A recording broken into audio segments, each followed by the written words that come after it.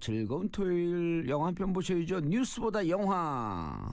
자, 정치쇼 깔맞춤 영화 평론가 동지는 영화 평론가 아싸. 아싸가 이제 새로 들어갔어요. 예. 지난주부터. 예. 지난주부터인가? 네. 아싸가 왜 그런지 모르죠.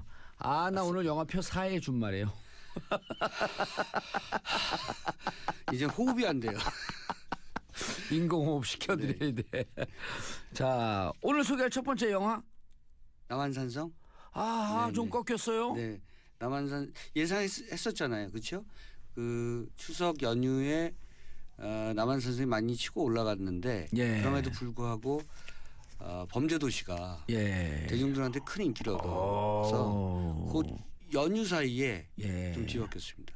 그러니까 그럼에도 불구하고 아직 누적 관객 수는 남한산성이 많죠. 그러면 이제 제가 봤을 때는 이제 앞서거니 뒤서거니 하면서 이런 것을 이제 흔히 쌍끌이 흥행이라고 하거든요. 쌍끌이 흥행의 힘은 조금 떨어졌죠. 그렇지, 힘은 조금 떨어졌습니다만은 이걸 또 뒷받침할 만한 영화는 지금 없는 상황이기 때문에 어쨌든 추석 연휴 극장가가 비교적 백가쟁명의 어떤 모습으로 갔거든요. 이 두 편의 영화 그리고 I Can Speak 또 킹스맨이 있었고 등등 해서 한 편의 영화에 그 쏠림 현상이 나타나지 않고요. 비교적 골고루 그리고 저예산 영화 또 독립 영화들도 비교적 주목을 받았던 그런 기간이기도 했습니다. 어쨌든 남한산성이 수위를 차지하다가 뭐 이런 과정은 최근 들어서 최근 몇 년 사이에 굉장히 보기 드물게 재밌게 흥행 경쟁이 벌어졌던 남한산성이 대중들에게 약간의 이게 역설적 약간의 피로감이 있습니다. 왜냐하면 남한산성 얘기를 드릴 겁니다만 뒤늦게지만 어쨌든 우리 지금 정치판의 현실을 그대로 담아내고 있거든요. 그런데 비교해서 보시면 일반 관객들이 지금 사실 뭔가 한 방을 기대하는 거예요. 그런데 범죄도시를 보면 그 주인공인 마동석 거의 마도석 형상가 이렇거든요. 이제 마동석 씨가 영화 속에서 이렇게 조폭을 만나서 싸울 때 쉽게 말하면 닫지마리를 하는 형사가 아니에요. 한 방 쳐요. 워낙 주먹이 세서 거구의 조폭들도 그냥 나가 떨어지고. 원샷 원키어. 그렇죠. 그러니까 그런 것을 관객들이 굉장히 통쾌하는 것 같아요. 그러니까 지금 너무 복잡한 현실에서 그 영화 속 마동석처럼 뭔가 한 방을 날려줄 속 시원한 뭐 이런 것들을 바라는데 영화가 그걸 해주는 거죠. 그러니까 범죄도시는 단순하고 명쾌하게 정의가 이기는 그러니까 좋은 편이 이기는 얘기거든요. 그런데 복잡하게 이기지 않아요. 그냥 한 방으로 이기는 거예요. 그러니까 적폐청산을 깔끔하게. 그렇죠. 그 얘기예요. 원샷 원키어. 그렇죠. 복잡하게 뭐 선인도 있고 악인도 있고 뭐 선과 악은 중첩되고 뭐 복잡하게 관계를 맺고 이런 거 말고 그냥 좋은 사람이 이긴다. 이제 1년 2년 동안 거리에서 그렇게 나가서 싸우고 그리고 새로운 대통령 뽑고 그랬으면 되는데 뭐 맞아요. 이것 해야 되고 저거 해야 되고. 근데 이제 남한산성을 보면 도대체 어느 쪽이 옳은지 잘 판단이 안 서거든요. 영화를 보고도 어느 쪽이 옳은지 잘 모르겠다 우리 집사람이 얘기하길래 그것이 우리가 살아온 역사고 앞으로 가야 할 역사이다. 병자호란 때니까요. 그리고 사실 그때 이제 한자로 얘기하면 주화파. 김상헌으로 대표되는 이제 주전파.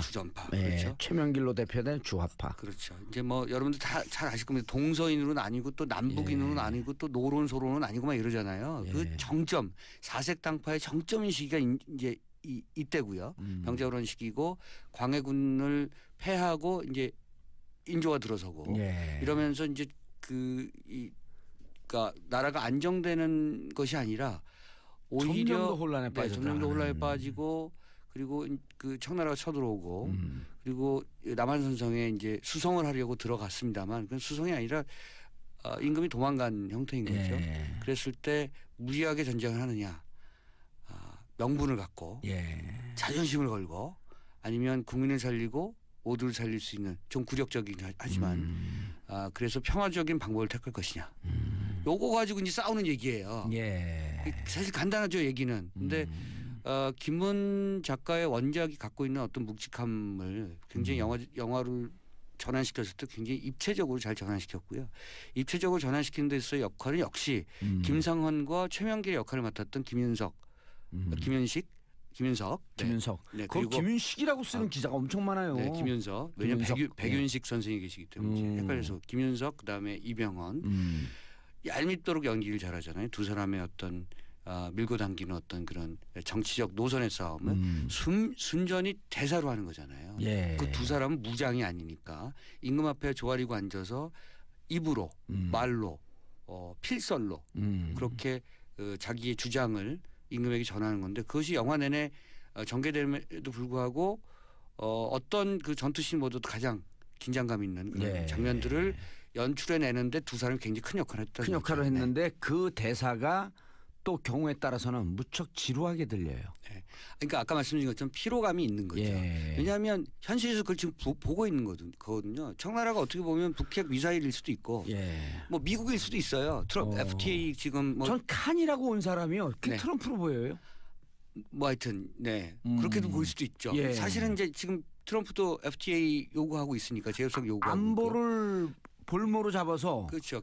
경제 장사를 하고 있다라고 하는 게 미국 주류 언론의 평가예요. 그렇죠. 네.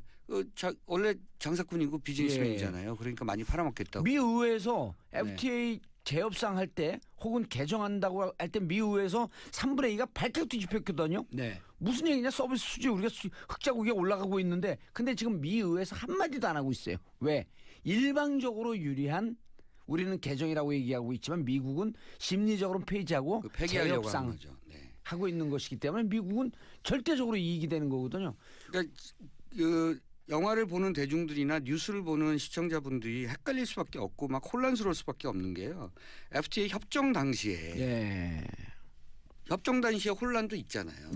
지금 이제 그걸 또 폐기한다. 폐기의 주체가 또 미국이고 원래는 원했던 주체는 미국이었는데 그렇잖아요. 사실은. 그러니까 이 주체가 늘 변하니까 이것을 우리 예컨대 어떤 것에 그 가치 판단 그 기준을 두느냐 이런 것들에 대해서 대중들이 막 혼란스러운데 영화도 그 혼란을 좀 주거든요. 물론 깊은 성찰에 뭔가를 주죠. 남한산성이 300만을 넘는 관객을 모은 이유는 어쨌든 이 영화가 주는 사회적 현상에 대한 개별적인 어떤 성찰에 뭔가를 주기 때문에 그렇습니다. 그래서 생각하게 만들죠. 우리는 어떻게 할 것인가. 나라면 어떻게 할 것인가. 병자호론 때 나는 김상환 편인가 아니면 최명일 편인가. 지금 나는 예를 들어서 어느 당 편인가. 사드 배치에 찬성할 것이냐 반대할 것이냐. 사드 배치를 사실은 그 반대하는 사람들 중에서도 불가피하게 이번 그 정부의 조치를 불가피하다라고 생각하는 사람들도 있고요.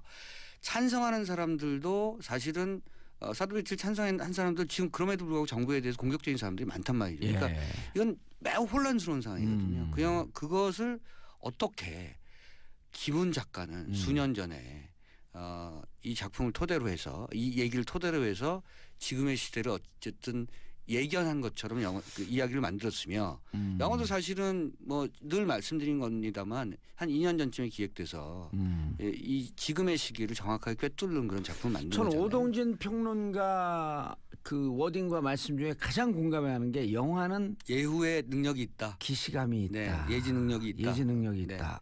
그래서 영화를 만들려고 하는 저는 예지 능력이 있는 것 같아요. 그러니까 이제 동의하지 않는 것 같아요. 아니에요. 뭐라고 말씀하셨죠? 영화를 만들려고 하는 저는 예지 능력이 있는 것 같아요. 이건 무시하면 된다고 생각했기 때문에 제가. 그런 거요? 데비 핀처가 패닉 룸이라고 하는 걸 만들었었거든요. 그 패닉 룸이라고 하면 강철방이잖아요. 그러니까 그 거대한 저택에 강도가 들어오면 아무도 못 들어와요. 강철방이 있어요. 여기 숨으면 강도가 어떻게 인지를 못 잡아 할 수가 없어. 그래서 4인조 강도가 들어왔는데 조디 포스터가 이제 딸을 데리고 강철방을 피신했어요. 근데 영화적 상황은 뭐냐면 이 강철방에 갇힌 건지 피신 건지 이게 이제 헷갈리기 시작하는 거죠. 그게 이제 미국적 상황하고 똑같은 거예요. 미국이라고 하는 나라가 전체 세계로 봤을 때 미국이 가장 안전한 국가, 경찰 국가, 가장 보호되는 국가라고 생각하는데 군사적으로 이게 고립된 건지 아니면 미국이 전 세계를 보호하는 자기가 패권 국가로서의 그것을 자처하는 어떤 그런 모습을 보이는 건지 헷갈리거든요. 패닉룸 직후에 9.11이 터졌어요. 그래서 데비 핀처 감독이 무수하게 질문을 받은 거죠. 당신은 가장 안전하다고 생각하는 미국에서 이런 일이 벌어질 것을 알고 있었기 때문에 이런 영화를 만들었냐 이런 거죠. 근데 자기는 정확하게 그렇게 생각하진 않았지만 어쨌든 그런 거죠. 지금 말씀드린 것처럼 이상한 예지감 예상 뭐 이런 것들이 예술을 하는 사람들, 특히 영화를 만드는 사람들에게는 좀 종합적으로 뭔가 그 피부로 가는 거죠. 네. 요것도 이제 남한산성도 그런 맥락에서 보면 2년 전에 기획될 때, 네, 2, 3년 전에 기획될 때 사실은 지금처럼 북핵 미사일 사태가 이렇게 심각할 것인가, 또는 한미 관계가 이렇게 복잡하게 그렇죠. 올 네. 것인가. 도널드 트럼프가 저렇게 무지막지하게 밀어붙이는 것을 생각했겠는가라고 생각하지만 영화를 보고 있으면 정확하게 맞아 떨어지거든요. 아니 그 수십 년 전에 트럼프라고 하는 만화를 쓴 사람도 마찬가지잖아요. 그렇죠. 예지감이 있었던 거죠. 네. 그러니까 이 영화를 보면 두 가지 양가적인 겁니다. 그러니까 영화가 너무나 현실을 꿰뚫고 있어서 생각해야 될 것 또는 성찰해야 될 것이 굉장히 많은데 한편으로는 필요한 거예요. 왜냐하면 답이 없잖아요. 지금 영화에서도 사실은 그 머리를 조아릴 때 땅바닥에 이마를 부딪힐 때 그 모습을 보면 참담하거든요. 그렇죠. 근데 지금 우리 현실에서 우리 대통령이 그렇게 할 수밖에 없는 미국에 대해서. 그렇죠. 그러니까 그것도 그러니까 이 영화를 보고 나오면 웃고 나올 수가 없어요. 그런데 나오는데 이제 제가 그 늘 영화를 적기 한 시간에 예약을 했던 골든 자리만 이렇게 예약을 했고 나오는데 뒤에서 정말 한 60이 가까운 그 부부인데 정치와 이렇게 별로 관심 없을 것 같은 아주머니께서 뭐라고 얘기를 하냐면 지금 상황하고 너무 똑같아. 네. 근데 이게 가슴에 돌이 짓누르는 것 같은 묵직한 압박감에 그냥 비참한 현실에 저는 이게 고통이 막 서너 배로 더 밀려오더라고. 근데 현실하고 다른 건 있어요. 그러니까 김상환과 최명길이 서로를 존중해요. 네. 그래서 그거 아주 멋지게 봤어요. 네. 그래서 최명길은 그 임금에게 패하지 말라 저 신하를 가장 그 전하에게 가장 충신이다 이렇게 얘기하니까 또 그 임금이란 사람은 또 너도 나의 충신이다. 요게 우리 정치에 없는 거죠. 이런 모습이. 그러니까 둘 사이에 서로 노선은 다르더라도 리스펙트가 있잖아요. 그래서 인정할 거 인정하고 둘이서 또 만나면 그 격식과 품위를 갖춰서 뭐 겨울이 깊다 그러니까. 그리고 또 아이러니컬한 장면이 있잖아요. 거기서 박휘순.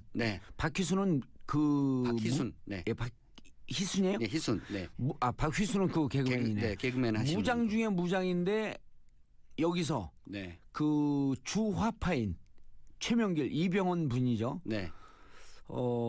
최명길과 박희순이 동문수학을 하고 그렇죠. 어찌 보면 박희순은 나는 왕의 명령에 따라서 행동합니다. 싸우라면 싸우고 뭐 후퇴하라면 후퇴한다. 근데 보면 사실은 주전파의 한 중심축이잖아요. 그렇죠. 그런데 둘이 가깝죠. 또 술 한잔 하면서 당신에도 있었으니 내가 술 한잔 할 사람이 있어서 참 좋다라고 하는 이 대목이 정치적 입장은 틀리지만 인간적으로 얽히고 설킨 이 대목이 짠하게 또 오더라고. 그러니까 박희순 씨가 맡았던 그 역할은 장수의 역할은 그 대사 하나 때문에 박희순 씨가 아마 저 영화를 받아들였을 것 같아요. 거기서 그런 대사 하잖아요. 나는 무사일 뿐이다. 입장이 없다. 정치적 입장이. 나는 어느 쪽도 아니다. 나는 무사일 뿐이다. 싸움이 벌어지면 굉장히 뭐랄까 어쩌면 우리 시대의 표상이 될 군인의 모습 중에 하나인데 진짜 우리 현실에서는 군인 장수들이 그런 모습을 가지고 있느냐 갑질하고 뭐 이런 난리를 치거든요. 그러니까 난 KFX K35를 사야 할 공군에 불과하다. 떡고물이 어디 있느냐. 그러니까 이제 그런 측면에서는 우리 정치 현실과는 또 좀 다른 거예요. 이상적인 모습을 보이고 있고 그때나 그러니까 1600년대나 지금 2000 지금 몇 년이죠? 2010년 10몇 년 되나. 벌써 2000년대 들어왔어요? 깜짝이야. 그러네요. 저도 이제 헷갈릴 정도니까. 세상은 너무나 오묘하고 복잡하다. VIP에서 보여줬던 그 강인한 이 북한의 특수 부대의 그 잔인함, 잔인한 그 군사의 역할과 이번 역할은 이상하게 오버래핑되면서 이미지가 비슷하더라고요. 박희순 씨가 아마 그런 측면에서는 이 조연이지만 이 영화에서 나의 역할이 굉장히 중요하다라고 생각해서 아마 받아들였을 것 같고요. 송영창 씨도 간신이잖아요. 근데 그 시대가 혼란스러울 때 난세에 얼마나 간웅들이 많습니까? 그런 역할 하는 거 쉽지 않거든요. 그러니까 이 영화는 두 사람을 축으로 해서 사실은 인조 역할을 맡았던 박해일 씨도 단순한 우유부단함은 아닌 것 같아요. 그렇게 그 비난들을 많이 하는데 다른 측면에서 보면 소통을 열심히 하고 있었더라고요. 그렇죠. 그러니까 고민이 많았겠죠. 눈앞에 어마어마한 그 대군을 앞에 두고 자신의 죽음이 두려워서라기보다는 전체를 생각하는 과정에서 고민이 많았을 것 같고요. 그러니까 그때의 시대적 고민과 지금의 시대적 고민이 가히 틀리지 않다.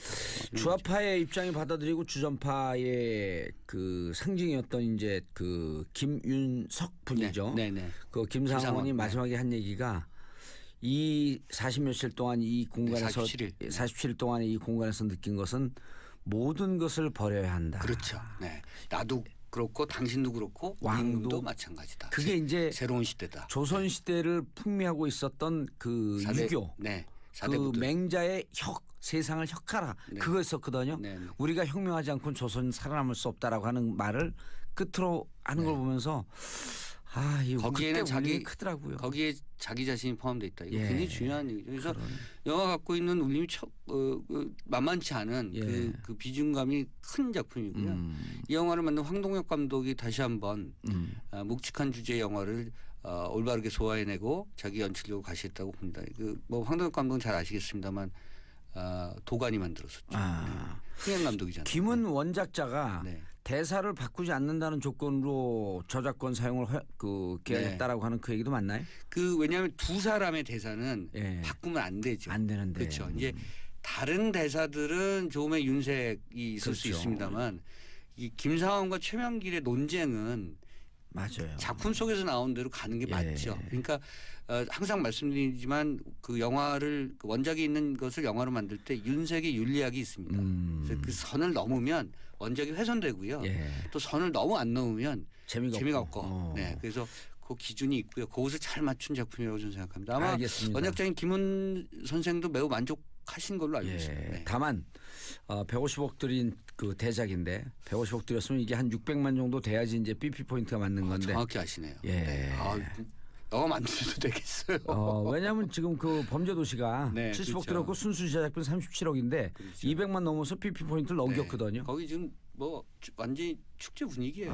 범죄도시는 아까 말씀드린 것처럼 범죄도시에서의 그 통쾌함이 관객들을 휘어잡은 것 같고요. 그리고 실제 사건이었고 2004년에 뭐 여러분들 잘 아시는 동네들 뭐 이 동네 이름이 요새 많이 화제가 돼서 그쪽에 사시는 주민 여러분들이 불편해하시는 건 좀 알고 있습니다만 과거 얘기니까 어쨌든 그 당시에 이제 연변 조선족들이 벌였던 그런 지역 싸움들 그리고 그런 조직 폭력배의 싸움들이 아주 그 적나라하게 보이죠. 이 영화가 성공한 이유는 딱 하나예요.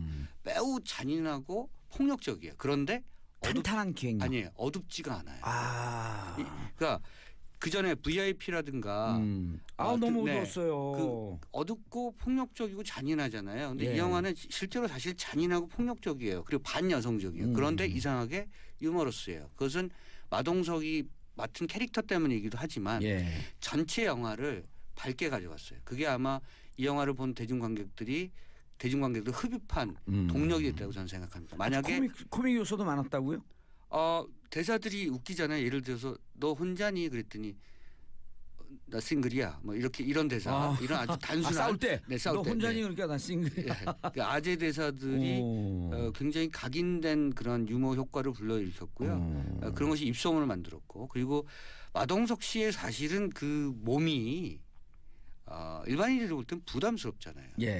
그런데 이걸 사랑스러운 존재처럼 이렇게 뭐랄까 몽클몽클한 어떤 느낌으로 많은 대중관객들이 생각하시는 것 같아요. 그러니까 마동석 씨가 갖고 있는 캐릭터의 변화 자체가 이 영화를 살리는데 굉장히 큰 힘이 됐고 또 주변 그 조연 연기자들이 너무 잘했어요.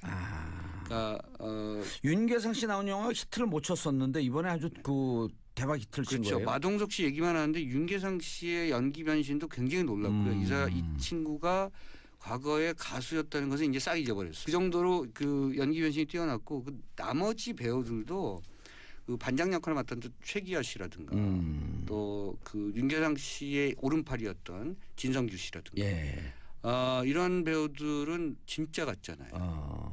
보니까 어떤 분이 범죄도시 보고 나와서 저한테 연락이 왔어요. 그래서 얘기를 하더라고요. 범죄도시 마동석을 봤더니 네.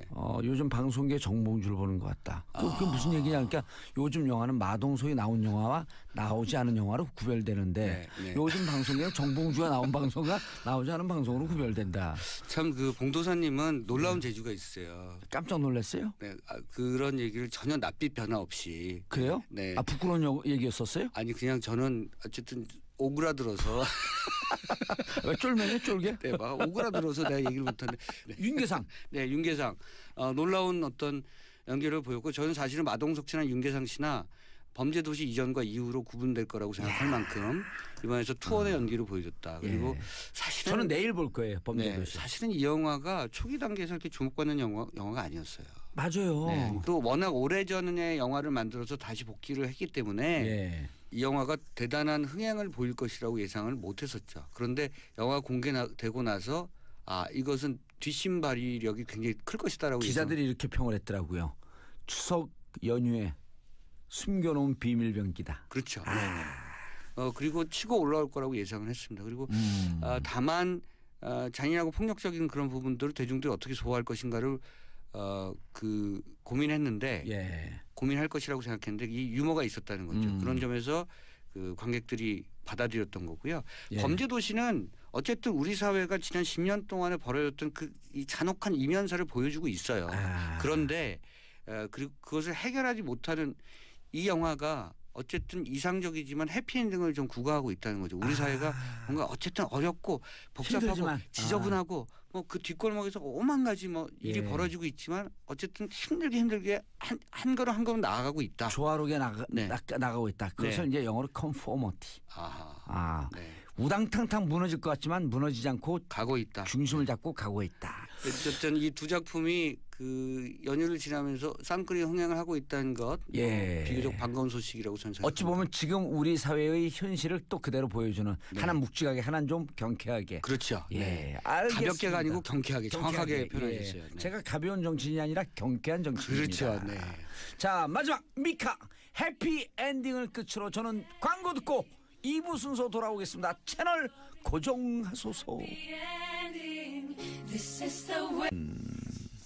광양고 과학전문기자 강원도 양구 잘 다녀오셨어요? 연휴 기간에 양구는 못 가봤습니다. 양구에서 오신 건 아니죠? 네네. 어디 갔다 오셨어요 연휴 기간에? 연휴 기간에 저는 그 일이 있어가지고 계속 서울에 있었고요. 중간에 경주 잠깐 다녀왔어요. 어르신들 모시고. 붉은 불개미 만나러 갔다 오셨나요? 그렇지는 않습니다. 자, 붉은 불개미 공격 과연 막을 수 있을까? 외래 동식물의 공격? 이게 뭐죠? 과학 전문 기자가 왜 이 얘기를 하시죠? 이게 붉은 불개미가 연휴간에 굉장히 많이 이제 뉴스로 화제가 되었었잖아요. 때마다 실검순위 올라왔어요. 네, 그렇습니다. 일단 소개해 주세요. 붉은 불개미? 그러니까 붉은 불개미는 진짜 붉은색 개미예요. 몽길이 한 5mm 정도 되는 굉장히 5mm요? 5mm 정도 되는 작은 검인데 사실 우리나라에서는 약간 생소하긴 한데 미국 같은 곳에서는 굉장히 골칫덩어리예요. 제가 그 몇 년 전에 1년간 미국에서 살았었던 적이 있었는데 그때 그 집을 관리하는 분들도 제일 걱정하는 게 저한테 딱 그 경고를 하더라고요. 집에서 붉은 불개미가 나타나면 바로 관리실에 신고해라. 그리고 음식물 이런 게 떨어지지 않도록 조심해라. 그리고 방역을 철저하게 할 테니까. 근데 실제로 나타나가지고 신고해서 막 이렇게 소독약 같은 걸 뿌리기도 하고 막 그런 적도 있었습니다. 특히 저희 집 같은 경우는 또 어린 아이가 있어가지고 더 걱정이 되었었는데요. 실제로 이 붉은 불개미는 이 벌처럼 이 침을 가지고 있어요 몸속에. 그래서 그 침에 쏘이면은 심한 통증이나 가려움증을 유발하고 심하면 호흡곤란이나 쇼크 증상이 나타날 수 있는데 맞아요. 벌하고 똑같은 증상이네. 벌침에 씌어갖고 그 적응이 안 되는 사람들은 호흡곤란이 바로 오거든요. 네, 그러니까 이제 모든 사람이 다 벌에 침을 쏘인다고 해서 호흡곤란이 나타나는 건 아니잖아요. 이제 면역력이 특히 약하거나 아니면은 그런 벌침에 특히 민감한 알레르기를 가지고 계시는 분들이 있어요. 그런 분들이 이제 이 붉은 불개미에도 쏘일 경우에는 호흡곤란이나 쇼크 증상이 나타나서 심하면은 사망할 수도 있다고 합니다. 실제로 1930년 정도부터 미국에 이 붉은 불개미가 진출을 했는데 그동안에 80명 이상 정도가 목숨을 잃었다 그래요. 붉은 불개미에 물려갖고요. 네, 그러니까 한 해 평균 미국의 경우에는 1,400만 명 이상이 붉은 불개미에 쏘이고요. 어허. 정말 드문 경우이긴 합니다만은 지금까지 최소한 80명 정도 이상이 사망을 했다고 합니다. 목숨을 잃었다. 네네. 꽤 위험하네요. 네, 그렇습니다. 그러니까 뭐 보통 그냥 건강한 사람은 뭐 쏘여도 따끔하고 좀 가렵고 붓고 이런 정도에서 그냥 그치는데 아까 얘기한 것처럼 뭐 알레르기 증상이 있거나 노약자의 경우에는 심한 경우에는 사망에 이를 수도 있다는 거죠. 아니 근데 그게 조그만 그 붉은 불개미 때문에 염려가 되는 게 아기들이나 이런 아이들한테는 막 귀나 이런 그 기관으로 몸의 기관으로 들어가거나 그러진 않아요? 그렇지는 않고요. 근데 보통 이제 그게 제일 무서워요. 들어가기 전에 물어요. 왜냐하면은 간지럽잖아요. 예, 간지러우면 손을 대죠. 예. 그러면 이제 그 순간에 이제 탁 이제 침을 쏘는 거죠. 왜냐하면 이제 방어 본능이 이제 딱 작동을 할 테니까. 그런데 뉴스에서 이제 이런 대목들은 많이 나오지 않았던데 제가 이제 전문가분들 여러분들한테 제가 여쭤보니까 사람을 쏘는 것도 문제가 있는 일이긴 하지만은 붉은 불개미가 진짜 미국에서 골칫거리인 더 중요한 이유는 재산상의 피해를 입히기 때문이라고 합니다. 나무 이런 걸 갈아먹나요? 나무를 갉아먹는 게 아니라 따뜻한 곳을 좋아한대요. 예. 그래서 집안에 붉은 불개미가 들어오면은 전자기기, 그러니까 에어컨이라던가 아하. 냉장고라던가 이런 곳에 모터가 돌아가니까 따뜻할 거 아니에요? 네, 모터가 돌아가니까 따뜻하잖아요. 그 모터가 돌아가는 곳에 개미집을 짓는데요. 그리고 그 개미집을 지으면서 거기에다가 이제 개미산이라고 하죠. 이제 액 같은 것들을 이제 배출을 하는데 그것들이 전선의 합선 같은 것들을 일으켜가지고 화재를 일으켜서 자칫하면 큰 재산상의 피해를 낳을 수 있기 때문에 그런 것들 때문에도 이 붉은 불개미가 굉장히 골칫거리라서 이제 미국의 아파트에 있을 때 붉은 불개미가 나오면 꼭 신고를 하라고 한 것도 이제 거주자들의 안전을 위해서이기도 하지만은 자칫하면 이제 화재 같은 게 대형 발생해서 화재. 큰 문제가 생길 수 있잖아요. 이제 그런 것 때문에도 이제 붉은 불개미가 위험한 거죠. 그리고 또 붉은 불개미 이제 생태적인 문제는 붉은 불개미가 굉장히 번식 속도가 빨라서 토착개미랑 경쟁을 했을 때 토착개미를 몰아내고 그 자리를 붉은 불개미가 차지할 가능성도 굉장히 크기 때문에 생태적으로도 약간 문제가 있는 거죠. 그렇기 때문에 이제 많은 나라들이 붉은 불개미가 유입되는 것에 대해서 굉장히 긴장을 하고 있고 이번에 우리나라에서도 이제 그 부산의 부두에서 발견해서 연휴 기간에 이제 난리법석이 떨었던 거죠. 네. 이게 그 외래종이에요? 네, 외래종입니다. 미국에서 왔어요? 원산지는 남아메리카라 그래요. 그러니까 원산지가 남아메리카인데 남미랑 미국은 가깝잖아요. 예. 그래서 1930년대에 미국으로 건너갔고요. 그리고 2005년에 중국으로 넘어갔어요. 2005년도에요? 네, 2005년에 중국에 광저우 좀 밑에 따뜻한 지역 있지 않습니까? 그렇죠. 그 지역으로 넘어가서 중국 정부가 12년간 온갖 방역 수단을 동원해서 붉은 불개미가 더 이상 번식하고 퍼지지 않도록 노력을 하고 있음에도 불구하고 못 잡고 있대요. 그래서 거의 이제 중국은 이제 사실은 붉은 불개미한테 이제 이미 이제 점령을 당한 점령을 당하려고 하는 상황이고 불개미는 그 중국에서 왔어요, 미국에서 왔어요? 중국에서 왔을 가능성이 큽니다. 왜냐하면은 중국의 붉은 불개미가 있고 난 다음에 일본에서 올해 5월에 붉은 불개미가 처음 발견이 되었어요. 그래가지고 일본의 어떤 항구에서 붉은 불개미가 발견이 되어서 일본 정부가 또 방역을 열심히 해가지고 거기서는 잡힌 듯 싶었는데 최근에 또 다른 항구에서 붉은 불개미가 나타난 겁니다. 일본에. 근데 이제 예상하기로는 중국이랑 이제 우리나라는 일본이랑 이제 무역량이나 이런 게 워낙에 많기 때문에 중국에서 일본으로 이렇게 곳곳으로 전파가 되고 있는 것이 아닌가라는 생각이 들고 제가 짐작컨대 지금 이제 이번에 부산에서 발견된 붉은 불개미가 어디서 왔는지는 밝혀내지 못했거든요. 잡아갖고 취조를 해봐야 될 것 같은데. Where from? 근데 중국어로 답할 수 있잖아요. 또 이런 걸 받아준다 또. 중국 한 지가 얼마 안 됐기 때문에 아직 중국어를 다 못 배웠을 것 같아요. 네, 그래서 일본의 사례를 보면 5월에 나타났다가 잡힌 듯 싶었는데 다시 또 몇 개월 후에 또 나타나가지고 또 골칫거리가 되는 걸 보면 우리나라도 이번에 부산에서는 여왕개미는 아직 찾지 못했지만은 이제 대부분의 방역 당국은 잡힌 것으로 생각을 하고 있는데 아마 조만간 뭐 인천이나 예. 평택이나 혹은 또 다른 곳에서 그렇죠. 나타날 가능성이 크지 않을까 싶습니다. 광저우 같은 경우는 세계 공장이라고 하는 곳 아니에요? 네, 맞습니다. 그 생산 시설이 많고 우리나라 그러니까 부산과 수출입 관계에서 왔을 가능성이 대단히 높네. 일단 네, 개연성은. 그러니까요. 또 인천에 나타나고 평택에 나타나고. 네. 왜 그 여왕개미? 네. 왜 그 얘기를 하죠? 아니 이제 여왕개미가 그 모든 개미들을 다 낳는 거거든요. 여왕개미가 하루에 한 1,500마리 정도의 새끼를 낳는데요. 그러니까 만약에 지금 많은 사람들이 이제 여왕개미가 죽었을 거라고 짐작을 하긴 하지만 만약에 그 여왕개미가 죽지 않고 어딘가에 따리를 틀고 있다면은 예. 지금 이 순간에도 매일 이제 1,000몇백 마리의 알을 낳아서 이제 계속 이제 그 자신의 이제 영역을 넓혀가고 있는 중일 수도 있죠. 알을 1,500개씩 낳는 네, 거예요? 하루에. 부화의 비율은? 네? 부화 거의 비율. 대부분이 다 부화를 하죠. 아니 무슨 4차 산업혁명으로 번식력을 늘렸나? 왜 그렇게 많이 나?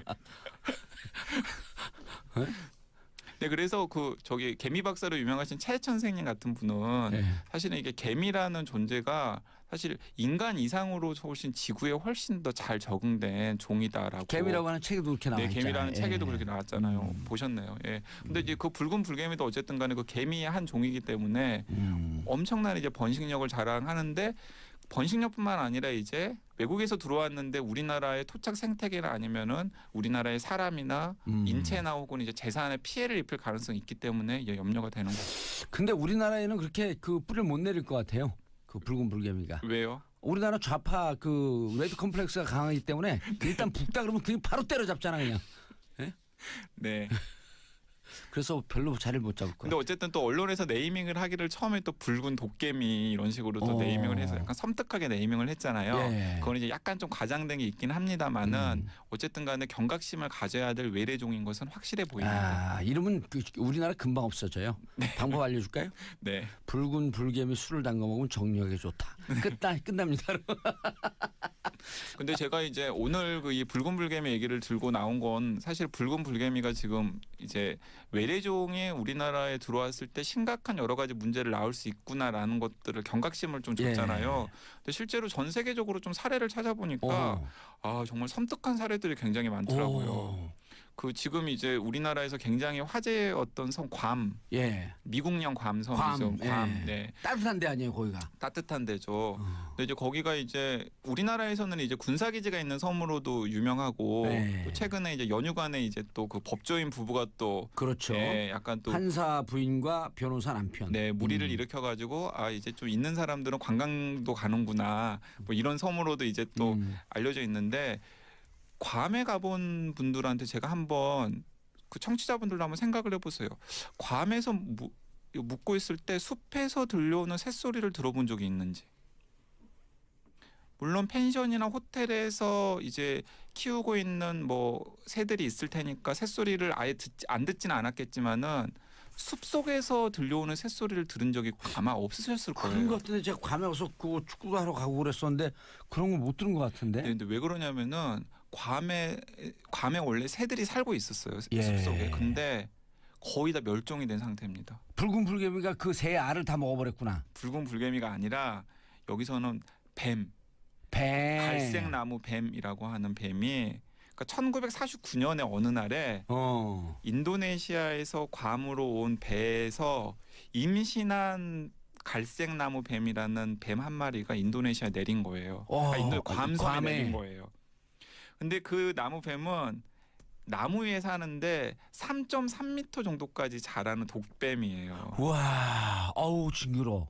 그러니까 이제 그 뱀이 들어오기 전에는 괌섬은 새들의 낙원이고 천국이었는데 그 뱀 한 마리가 들어와서 새끼를 까자마자 지옥이 돼버린 거죠, 낙원이. 야, 그 사람도 공격할 거 아니에요? 네, 사람도 공격을 하는데 지금 이제 여러 가지 문제들을 이제 많이 이제 낳고 있는데 일단은 괌에 원래 살고 있었던 토착새들의 거의 대부분이 그 뱀에 먹혀가지고 지금 멸종되어서 숲에서 새소리가 들리지 않는 상황이 되었고요. 그리고 이제 새를 다 먹어치웠으니까 이제 뱀이 이제 다른 먹을거리를 찾잖아요.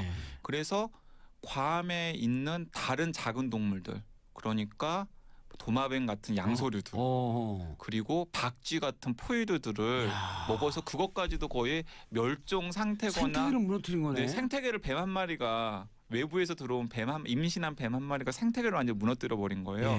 그리고 이제 그것이 거기서만 그치는 게 아니라 전신주 같은 데로 올라가서 정전 사고의 원인이 되는 겁니다. 그래서 이 열대지방 가면 뱀 많은 데 가면요. 우리나라 전신주는 동그랗잖아요. 네네네. 근데 열대지방의 이 전신주는 사각이에요. 네. 왜냐하면 뱀이 또아를 타고 올라가지 못하게끔 사각이면 뱀 몸에 안 꺾이거든요. 네네. 그래서 전신주가 다 사각으로 돼 있어요.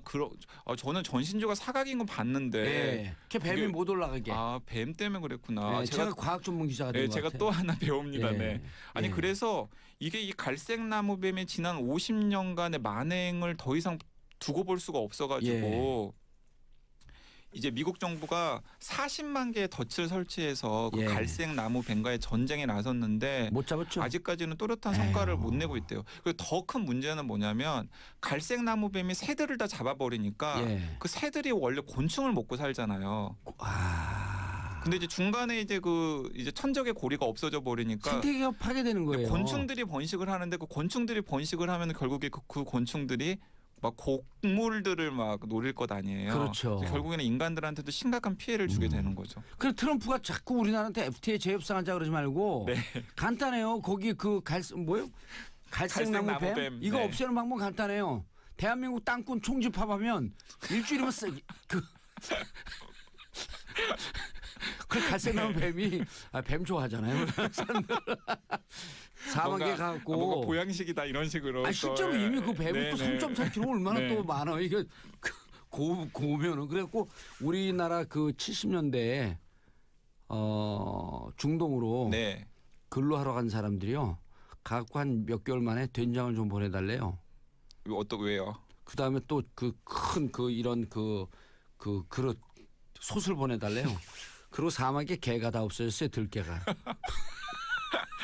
그래서 우리나라 플랜트가 딱 들어서면요 들깨가 알아서 다른 지역으로 다 도망간대요. 네, 잠깐 여기서 이제 또 이 갈색나무 뱀 같은 경우는 미립국 했잖아요. 괌으로. 근데 정식 입국에도 문제가 되는 경우가 있습니다. 그러니까 이제 호주에서 이제 일어난 일인데 호주의 세 번째로 큰 도시가 이제 브리즈번이라고 하는 도시인데 브리즈번이라고 하는 도시인데 거기에는 유치원과 초등학교를 다니는 아이들이 두꺼비 사냥을 한대요. 시의회에서 정식으로 권장을 하는 거예요. 두꺼비 사냥을 해라. 너무 많아졌어요. 왕두꺼비라는. 근데 이제 애들한테 죽이라고 하기에는 좀 그렇잖아요. 그러니까 이제 인도적인 살상을 하라 그래서 냉장고에 냉장실에 12시간 둔 다음에 냉동실에 12시간 넣어서 죽여라. 라는 이제 인도적인 살상 방법까지 제시를 하면서 이제 유치원생이나 초등학생들한테 두꺼비를 이제 죽이라고 왕두꺼비를 죽이라고 얘기를 하는데 그 두꺼비는 원래 이제 미국에 살던 거예요. 근데 왜 이제 호주에 들여왔냐면은 이 사탕수수 농사를 잡고 딱정벌레들의 회방을 놓는 거예요. 그러니까 그거를 잡기 위해서. 그래서 이 딱정벌레를 잡기 위해서 이제 정식 입국을 한 거죠. 초청 입국을 한 거죠. 이제 왕두꺼비들이. 그런데 그 왕두꺼비들은 몸무게가 2.3kg에 이제 비율을 하자면 13인치 모니터 정도, 13인치 노트북 정도로 커서 이제 왕두꺼비인 거예요. 근데 그게 딱정벌레를 퇴치하는 데는 임무를 달성했어요. 그런데 일반 개구리도 먹어버리네. 맞아요. 일반 개구리도 먹고 그다음에 뭐 이렇게 또 호주에 보면 이렇게 아까 호주에만 있는 또 신기한 그런 동물들이 많이 있잖아요. 예를 들어서 뭐 대표적인 게 뭐 북부 주머니 고양이라고 하는 저도 동물원에서 봤는데 되게 귀엽게 생긴 동물 같은 게 있는데 이제 그런 것들을 다 잡아먹게 돼서 두꺼비 독성도 있잖아요. 그게 이제 또 중요한데 왕두꺼비가 몸에 독을 가지고 있어요. 그래서 그 호주 브리즈번이나 호주에 있는 뱀들은 입 모양이 작다고 합니다.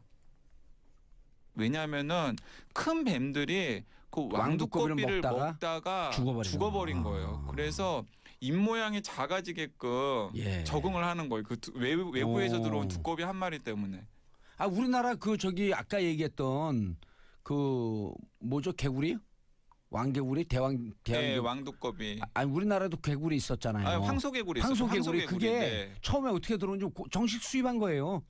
네 맞습니다. 식용 대행으로 그 대용으로 70년대 그 새마을 운동의 일환으로 그렇게 들어왔는데 그게 그 탈출을 해갖고 식용이었어요. 탈출해갖고 일반 개구를 다 잡아먹어갖고 생태계가 파괴됐잖아요. 네 맞습니다. 그래서 이제 이 호주 같은 경우에도 이 왕두꺼비가 한국 땅꾼 협회 없을까? 갈색 나무 뱀 잡으러 가자고 그러게. 그러니까 왕두꺼비보다 작은 건 왕두꺼비가 먹어서 없어지고 왕두꺼비보다 큰 건 왕두꺼비 독 때문에 죽고 이건 뭐 어쩔 수 없는 생태계 골칫거리잖아요. 그래서 이제 애들을 동원해가지고 뜰통으로 잡으라 그러는데 네, 뜰통으로 동원해서 이제 잡아서 근데 애들한테 이제 막 어린데 막 살생을 가르치기는 좀 그러니까 아까 얘기한 것처럼 이제 냉장실에 10시간 넣었다가 냉동실에 10시간 넣는 식으로 죽여라 하는 이제 인도적인 이제 그런 지침까지 내릴 정도로. 이거 우리나라 그러니까 이게 이제 동안 다 잡는데.